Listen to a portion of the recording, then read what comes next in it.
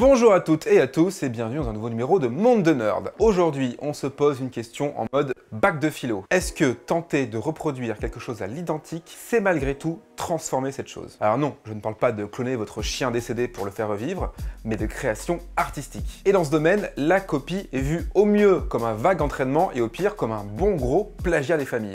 J'adore! Et pourtant, n'y a-t-il pas une valeur sociale dans la reproduction? Et ne sert-elle pas elle-même à renforcer l'œuvre première, peut-être même à changer le regard qu'on peut avoir sur elle? Alors pour répondre à ça, on va se pencher, comme d'habitude, sur les fans et leur activité en lien avec la pop culture. Et oui, parce que les fans adorent refaire à l'identique. D'ailleurs, si ça vous dit de faire comme nos quelques milliers d'abonnés, il suffit de cliquer sur le petit bouton rouge sur la vidéo. D'ailleurs, vous savez très bien ce que c'est de reproduire quelque chose à l'identique, hein.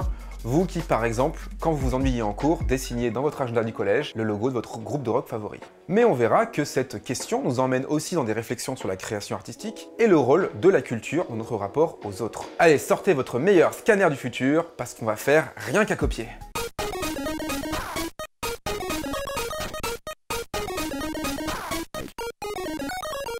Connaissez-vous l'écrivain argentin Jorge Luis Borges? Ne répondez pas, c'est une question rhétorique. Si oui, bravo. Sinon, arrêtez tout de suite de regarder cette vidéo, partagez-la tout de suite sur les réseaux sociaux et empressez-vous d'aller acheter un de ses recueils de nouvelles. Dépêche-toi!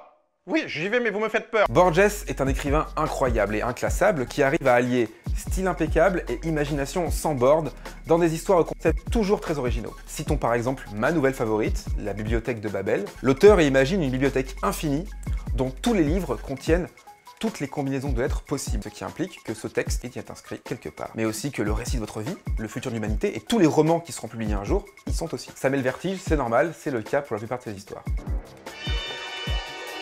Alors l'histoire qui nous intéresse ici, c'est celle de Pierre Ménard, auteur du Quichotte, publié dans le recueil Fiction. Alors je suis pas le premier à en parler, hein, c'est l'une des nouvelles les plus étudiées et commentées de l'histoire des études littéraires. Elle raconte l'histoire, fictive, hein, il s'agit bien d'une nouvelle, d'un écrivain français du début du XXe siècle, Pierre Ménard, qui décide un jour de réécrire Don Quichotte de Cervantes, sorti en 1605 et 1615. Mais attention, quand on dit réécrire, l'idée n'est pas d'en faire une version réactualisée, une sorte de remake ou de le moderniser. Il réécrit littéralement le livre de Cervantes, fondateur du roman occidental. Ménard ne fait que recopier Cervantes, tel un roux arnaqué dans la fameuse nouvelle de Sherlock Holmes où le héros se fait avoir en recopiant le dictionnaire pendant que les bandits utilisent sa cave pour creuser un tunnel vers une banque.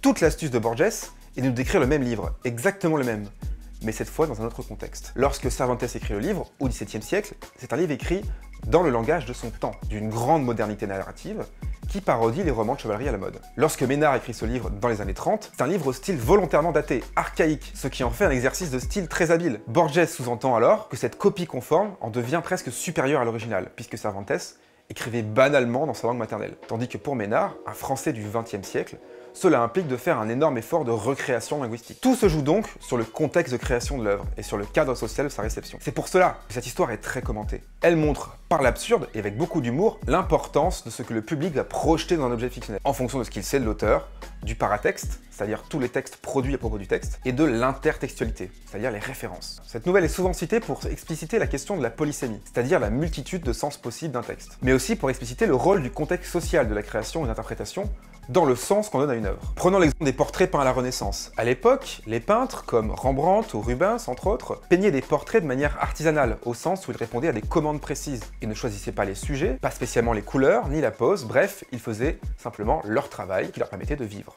Comme un boulanger qui faisait son pain. Et ce n'est que bien plus tard, des siècles plus tard, lorsque la notion d'artiste ou de génie artistique se sont imposées, que la lecture de ces œuvres a changé. On parle désormais de génie et on expose ces toiles uniques à la valeur inestimable dans les plus grands musées du monde. On est donc passé de quelque chose de banal, un peu luxueux certes, mais plutôt banal pour l'époque, à des œuvres censées incarner le génie artistique dans sa forme la plus légitime. Et même deux objets identiques peuvent changer de sens en fonction de la manière dont ils sont faits et de l'intention qui anime leur construction. Et il s'agit vraiment de construction, comme dans l'artisanat. Un bon menuisier saura reproduire exactement un meuble issu d'un catalogue Ikea. Mais vous n'accorderez pas du tout la même valeur aux deux objets. En particulier, si vous êtes celui qui a fabriqué cette copie. Il existe même une chaîne YouTube qui montre comment reproduire à la maison les goûts et la forme d'aliments produits industriellement. Mais le fait de les faire soi-même, de mettre des produits que l'on sait sans additifs, et de s'amuser à refaire des choses que l'on aime, change totalement le rapport au produit final. Le fait de faire les choses soi-même, même si c'est pour reproduire une chose existante à l'identique, lui apporte une valeur sociale différente, parfois même plus forte que l'original, que le vrai. Et c'est même souvent la reproduction qui va finir par donner plus de valeur à l'objet premier. Comme l'ont montré Bruno Latour et Antoine Aignon Ça contredit la théorie bien connue de l'aura de Walter Benjamin. Alors, je vous résume en gros, le philosophe de l'art, Benjamin, explique que la reproduction massive liée aux industries tue la valeur unique de l'art. Un poster de la Joconde ne peut pas être la Joconde, qui est une œuvre unique. C'est donc une critique des industries culturelles, qui produiraient des œuvres sans aucune aura, sans puissance. Mais la Tour Réunion explique que la force des œuvres ne disparaît pas avec la reproduction massive. Au contraire, si la Joconde nous paraît un objet si unique, à l'aura si forte, c'est justement parce qu'elle est très connue, très reproduite, très montrée dans le monde entier. Sinon, elle n'aurait pas ce pouvoir. Encore une fois, aucun objet n'a de pouvoir ou de valeur en soi, mais que par ce qu'on lui accorde.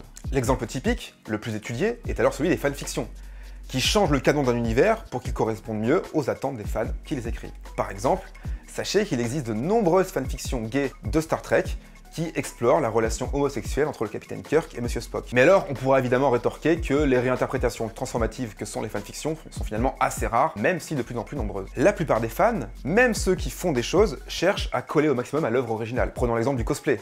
Les pratiquants de ce loisir, qui consiste à se costumer comme un personnage de fiction, modifient parfois quelques éléments. Mais la plupart du temps, ils cherchent à ressembler le plus possible à l'original, à rester fidèles, au moins à l'esprit de celui-ci. On admire même, sur les pages Facebook ou sur les forums de cosplayers, le réalisme de tel élément d'armure, de telle arme, de tel maquillage. Le but est la reproduction. Les fans ne seraient-ils alors majoritairement que des copieurs sans intérêt?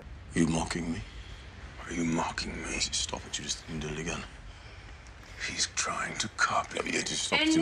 Pas si l'on suit Borges. Au contraire, refaire à l'identique un costume en dehors du contexte originel lui donne un sens différent. Un sens lié justement à l'identité individuelle de la personne qui a fait cette reproduction. C'est là qu'on retrouve le concept d'économie culturelle du fandom, théorisé par le sociologue John Fiske. Ainsi, un objet acheté dans le commerce suscite beaucoup moins d'admiration qu'un objet fait minutieusement par un ou une fan, qui ainsi affirme et confirme sa passion et en fait un élément de sa singularité dans le groupe de pairs. Alors il y a bien sûr des exceptions à ça, les objets ultra collector, les objets vraiment issus de l'œuvre et non reproduits à des fins de merchandising. Souvenez-vous par exemple de cet épisode de Big Bang Theory où les héros se disputent un anneau qui aurait servi sur le tournage de la trilogie du Seigneur des Anneaux. Mais dans la majorité des cas, entre un jouet acheté et un objet customisé par un fan, il n'y a pas photo. Pourtant, visuellement, ça peut être le même. Alors, même s'il y a reproduction à l'identique, il y a activité transformative. Les chercheurs qui veulent étudier les activités de fans, qui changent les œuvres, pourraient aussi s'intéresser à celles qui en apparence ne changent rien. C'est le cas par exemple du chercheur américain Matt Hills, qui qualifie ces activités de mimetic fandom.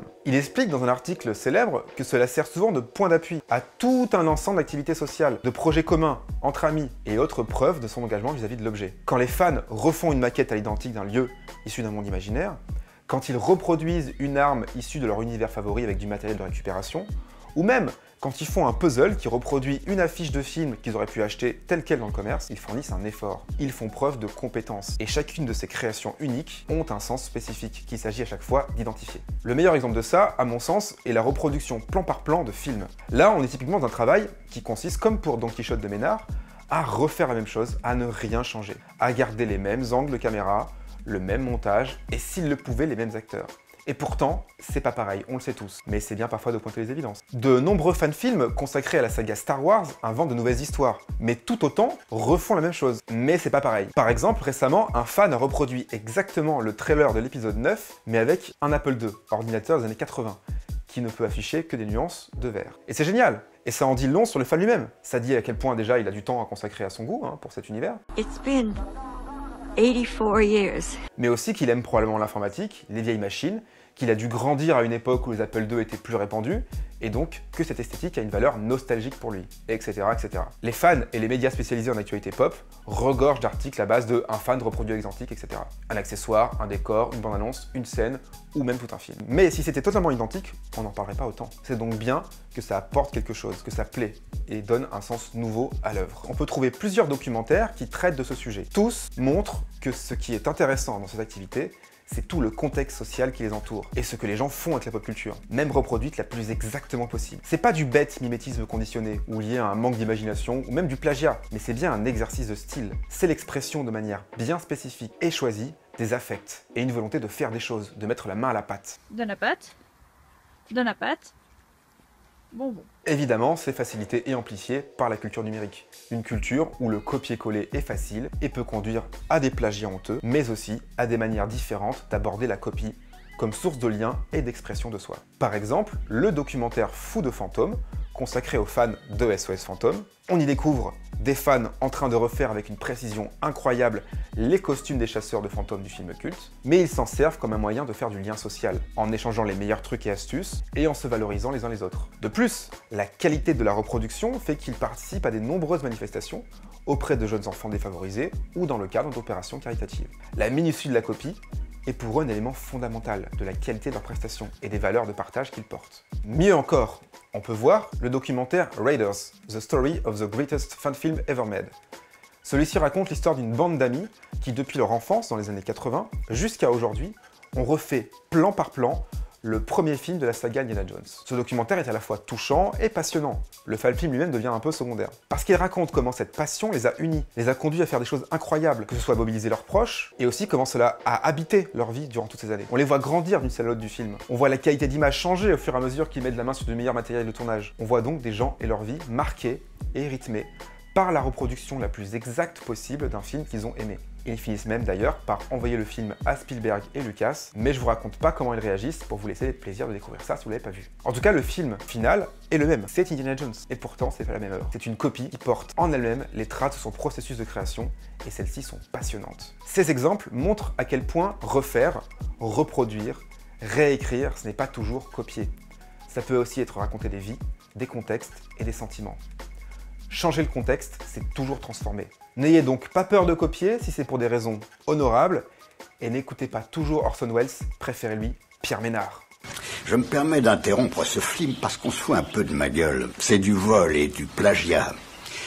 J'aime pas trop les voleurs et les fils de pute. Merci à tout le monde d'avoir suivi ce nouveau numéro de Monde de Nerd. N'hésitez pas à nous donner vos retours et à reproduire cette vidéo bien sûr. Pour cela, c'est très simple, il suffit de cliquer sur le bouton partage et de choisir ensuite votre réseau social favori. Allez voir les documentaires dont j'ai parlé, dites-nous ce que vous en avez pensé. J'attends vos comptes rendus sur le bureau lundi. En attendant, on vous dit à très bientôt pour une nouvelle émission. Bye bye.